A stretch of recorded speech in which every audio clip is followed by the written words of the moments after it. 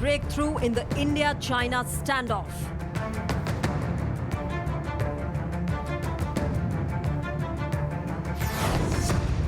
Disengagement at the line of actual control agreed upon.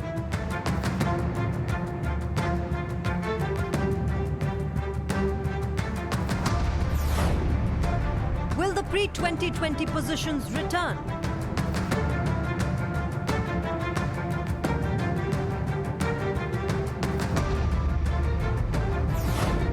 Is disengagement a fresh start to the ties?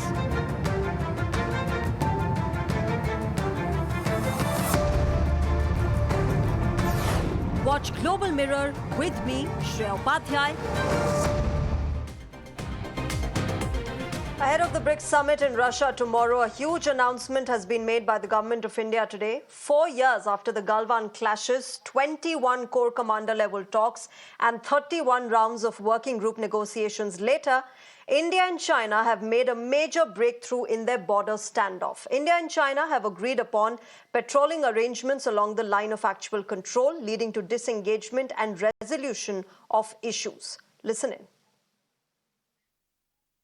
I can share with you that over the last several weeks, Indian and Chinese diplomatic and military negotiators have been in close contact with each other in a variety of forums.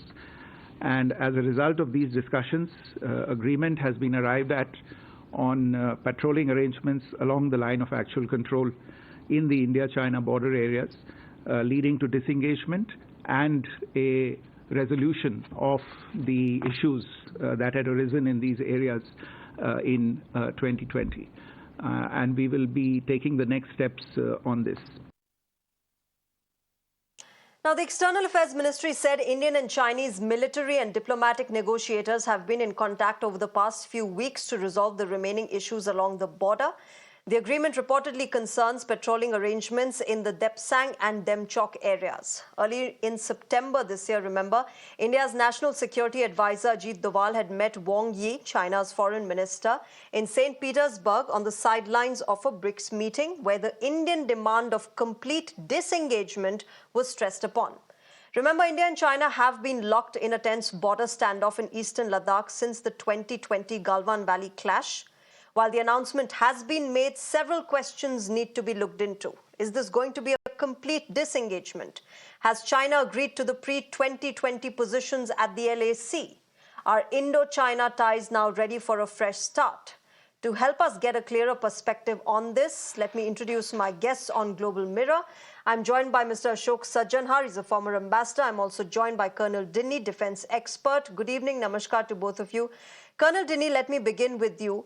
And this is, from a purely military point of view, I want to understand from you, when it is said that there is an agreement made upon patrolling and disengagement, what does it mean on ground? Because as far as I understand, this entire process of disengagement of India and China coming back to normalcy at the border would include disengagement, de-escalation and de-induction of troops from the border regions. So right now, what does it mean? Absolutely right, ma'am, that it is part of those three processes which you mentioned. But as of now, what has happened today, or the which was made today, was that the disengagement process is complete, is what has come out, and that we are now moving into a agreement for patrolling. Now, this disengagement, which is the first process of this complete conflict which is happening, that itself, this disengagement itself, can be seen in three parts. The first part was disengagement wherein the troops were in eyeball to eyeball contact post April 2020, and especially after Galwan incident. There were troops who were in close proximity towards with each other. So the first disengagement took place there. Then the second disengagement took place wherein after April 2020, there are certain friction points which you had shown on your screen as well, which from where the troops pulled back. Now, the third disengagement which is happening right now is the legacy issue which is there, which is primarily the Demchok and the Depsang plain. So there, this disengagement now is taking place. This is followed by, if you have to go back to April 2020 status quo, we have to go back to the patrolling pattern which used to be followed then. So as per the agreement today, what we understand, we have yet to receive the full details, is that there has been an agreement reached between both the countries on how the patrolling should be done, which I feel is a very positive thing, because after this is the subsequent part of de-escalation which will take place, which means the troops will further move out from there. And finally, when the troops will leave that area back to the peacetime area, that is the de-induction, I think then we can say that the entire issue has been sorted out. Okay. Okay. Ambassador Sajjanhar, given China's track record, should we trust the dragon? Should we trust Xi Jinping when he says that we do have an agreement with India on this, weeding out the issues that we face at the border? Because in these last 4 years, China has clearly built infrastructure along the LAC. Why would it want to completely de-induct its troops now? Yeah, thank you very much, Shreya. And I think you've put your finger on the accurate question, the question that really needs to be asked: that can China be trusted? Because I think basically, if you go back, we signed this confidence building measure agreements in 1993, 1996, 2005. Now, without batting an eyelid, China tore all those agreements and moved in April 2020. And of course, they have not explained as to why did they do that at that time. There have been very many speculations, but one of the speculations has been that possibly they thought that India is too closely tied up with this whole pandemic issue.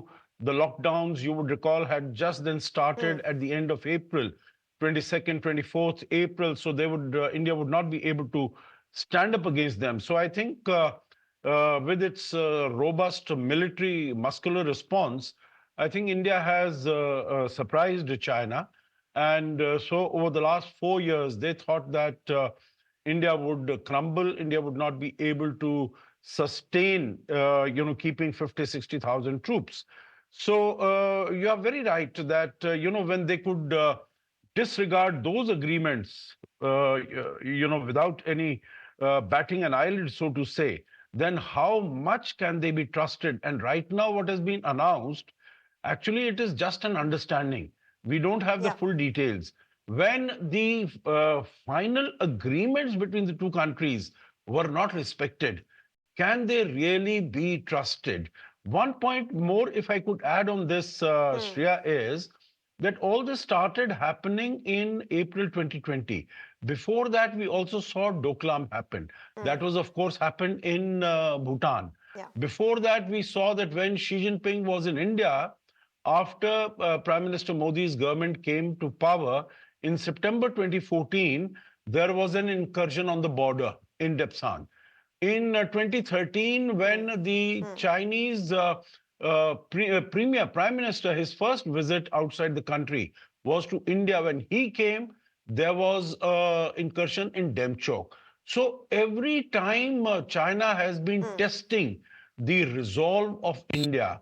And right now, I think we have shown them that we will not compromise with our territorial integrity and sovereignty. But the question comes back there again, that we have to keep our powder dry. We cannot trust China for on the basis of what it has done, not only with India, but with other countries also. Shreya. Yes. Yes. Let me take this across to Colonel Dinny. Colonel Dinny, the fact, as Ambassador Sajjanhar mentioned, that time and again, China has tried to test the waters here in India. Of course, so with the new regime, new government coming in, it has done it from day one. And therefore, that brings me to the question, why would China agree to a patrolling arrangement now? Is it because of the kind of domestic challenges that Xi Jinping is facing? There's been a post-pandemic effect also on the Chinese economy. There is a cost of living problem as well. All of these domestic challenges, the economy going through lots of ups and downs in China. Is that one of the reasons which could be why China has agreed to it, if at all it has? Because we still don't have a Chinese statement on this entire agreement yet. Ma'am, to be very honest, like what the Honorable Foreign Minister once said, that nobody knows exactly why China did what they did in April 2020.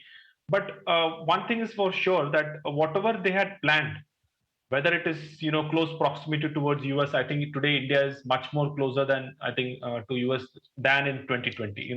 No matter these minor returns which keep on, but I think we are fairly close, and we've seen that over the past few years. Whether it is to stop the infrastructure development which is happening in Ladakh area, that has not stopped. I think it has gone, the speed has only increased. So, whether it is to contest India in this area, that also it has not stopped India from moving back. So, what I'm trying to say is that whatever China had plans by way of moving these troops in such a manner, changing the status quo, that has not been achieved. Even there was some talk that in 2019 we had repealed the Article 370. That is why they have done it. Just a month back, or just a few weeks, days back, there's a chief minister who's elected in JNK, and he's taken an oath in the name of the Constitution of India. So these are reasons which were given then, and none of the things have been fulfilled by their aims have been fulfilled. Then why does China now plan to do this? I always believe, ma'am, that they were looking for an honorable exit. They did something which whatever plans they had, nobody, only God knows what exactly their plans were. But whatever they did, one thing was for sure, that they did not expect such a posturing by India as well. That the kind of deployment which we did on ground, mirror deployment which we did, was not anticipated by China. What they felt was when they show the force, we will succumb. When they show the force, we will succumb. But that didn't happen. In fact, we did a deployment which was much far beyond their expectations. That is where I think they got it wrong. And after that, they just wanted to move back, come back out of that particular issue. Now, added to that is what you said very rightly, that there are issues inside China. There is an economy which is not growing. There is a political issues which is there. Xi Jinping was out of the media and other issues for a very long time. It's just past few months that he's back. And also there are a lot of global issues also, which is actually making compelling China to move closer towards India. What is happening in Russia-Ukraine issue, or what is happening in the US election. So there are many issues. I think the culmination of all this, after 4 years, I think today, if China moves back, they will have a much better face saving than if they would have done in 2021 or even 2022. I think it was just time they gave themselves for, so that they have an honorable exit. And today they can fairly say that okay, we had an issue, and we've resolved that. So I find that is the main reason why they're doing it now. It's a culmination of all those issues which has led to China, and yet, as Ambassador Sanjjhar sir rightly mentioned, that we have yet to receive an acknowledgement or a kind of agreement from their side. So we will wait for that to finally arrive at that, yes, there's a resolution in sight. Yes, and the finer details of this entire agreement. But Ambassador Sanjjhar, this entire agreement, do you think that perhaps, the Quad might have had a role in it? Could that be a possibility? Shreya, one could speculate. One could speculate and give many reasons. Of course, it is a fact that as far as China is concerned, it has been very worried. It's been very perturbed as far as the growth of Quad is concerned. You would recall, Shreya, that when in 2017, November, in Manila, Philippines, the Quad was resuscitated, revived. Then Wang Yi, the then foreign minister, who's the foreign minister now also, he had said that the Quad is like a bubble. It's like a froth on the ocean surface that is going to disappear in no time at all. And look at what Chinese are terming the Quad now. They say it is the Asian NATO. That means, it has got so militarized, it's got so powerful, it's got so strong. Because I think the message goes out to them that over the last 3.5 years, there have been 6 meetings of the Quad at summit level, at the president and prime minister level, president of the United States and the prime ministers of the other 3 countries, which is quite unprecedented. It is quite remarkable. And it shows that these countries are very committed as far as cooperation under Quad is concerned. So you could say that is also one of the reasons. But I think also what the last 4 years has demonstrated to China is that India is very steadfast. It is not going to compromise on its territorial integrity and sovereignty. You know what? They must have thought that India will be able to put up its soldiers, 50, 60,000. After all, its economy Yeah. cannot take the burden of putting its soldiers for such a long time. So after 1 year, maximum 2 years, they'll get tired, they will withdraw, and we will again have the possibility of going and doing this salami slicing. But India has been there. India has continued to build its infrastructure, has continued to position more sophisticated armory equipment on the borders at the LAC. And so I think the message has gone to them that India is not going to succumb. India is not going to pull back, and India will continue to Okay. stay there. So I think it must have come to their, that we have to make up with India. Of course, as far as India-China trade is concerned, China has a huge surplus balance of trade with India. But if the situation was to become normal, the advantage to China in terms of investment, in terms of bilateral cooperation, that would be so much greater, so much more. And they are losing out on that for Yeah. what? Basically to maintain their troops there. So I think wisdom must have dawned on them that it is the And better therefore, way. Ambassador Sajjanhar, obviously, we've been talking about how this announcement has come just ahead of the BRICS summit, where there was speculation rife that Prime Minister Modi and President Xi Jinping might have a meeting, whether it's a bilateral meeting, a scheduled bilateral meeting on the sidelines of the BRICS summit, or a pull aside. We'll have to wait and watch. But clearly now it sort of becomes pertinent that this meeting will happen, that the stage has been set. Can we expect now that crucial meeting to happen? I would tend to agree with you. You know, in all my interactions so far, I had been saying that there would be no structured meeting between the two. The meeting will be only of the nature that took place, let us say, in November 22 in Bali on the sidelines of the G20 summit, or it would be like it took place last year in Johannesburg on the sidelines of the BRICS summit between the two leaders. But right now it appears that, it is not only possible, but quite probable. Because I think India also looking at how relations with Canada have gone south, and also the sort of, the Yeah. indictment and the charges that are coming from the United States. I think India would also like to send out a very clear message that, while our relationship with the United States is very, very important. In fact, Prime Minister Modi has called it an indispensable partnership. While it is all that, but still don't take India for granted. India has other options, and Yeah. the options were seen in July when Prime Minister visited Moscow, and there are other possibilities also where we can, mend our ties, mend our relations. Yeah. Yeah. Yeah. Colonel Dinny, there have been a lot of concerns, specifically in the last 4 years since the India-China border face-off happened, that China has been building infrastructure along the LAC. They have additional troops that have been deployed there.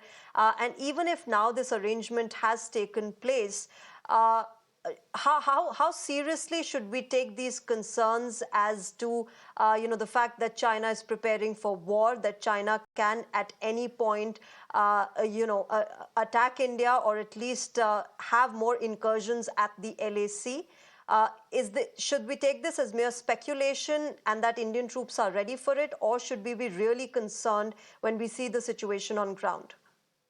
Ma'am, I will put it that we should not take it lightly, that there is a lot of constructions or infrastructure development which is happening across the line of actual control. And this has not happened for the past few years. It has been happening for many, many years. In fact, I would go on to say that China was much ahead of us in terms of infrastructure development along the line of actual control, at least 20 to 30 years ahead of us before this 2020. But what this April 2020 has done, and I think even about 7 to 8 years before that, there has been the focus of infrastructure development on our side has come back. in a big way. So what has happened is that we are also like now we can't stop physically the Chinese from constructing something on their side of the LAC. What we can do is that we can construct whatever we have to on our side of the LAC, and that is what I think is happening now, and that's happening at a very rapid pace. It is not only roads and other infrastructure. It is a whole lot of military bases which are coming up, a whole lot of Yeah. support system which is coming up to negate, like what you rightly mentioned, the threat which is possible from China. So if we have if we have the basic infrastructure in place, if we have our forces in place, then I think we will be able to maintain the minimum deterrence required, so that the Chinese do not do what they did in April 2020 again, and definitely not think of having a war with India along this border. Incursions may still happen because it's a large border with a porous border. There is no demarcation. Incursions, I still feel that it could happen even in the future, but not that incursion should not be leading into a possibility of a war, which China must be playing in their mind that they can have a war with India and get away with it. That definitely I think is not possible in today's scenario, because I think we are also rapidly building up the infrastructure. We have brought the forces there, so I think we are able to achieve that deterrence. I think that is what I think we should look at. Okay. All right, we'll leave it there. Let's see how this really pans out and whether China can be trusted at all in this entire arrangement that has now been announced from the Indian side. We should trust Minister Jaishankar as well as the Foreign Secretary Vikram Misri, who have announced this. But let's wait and watch how China takes this forward. Thank you very much to both of you gentlemen, Ambassador Sanjjhar and Colonel Dinny, for joining us on Global Mirror and sharing your perspective. Thank you very much.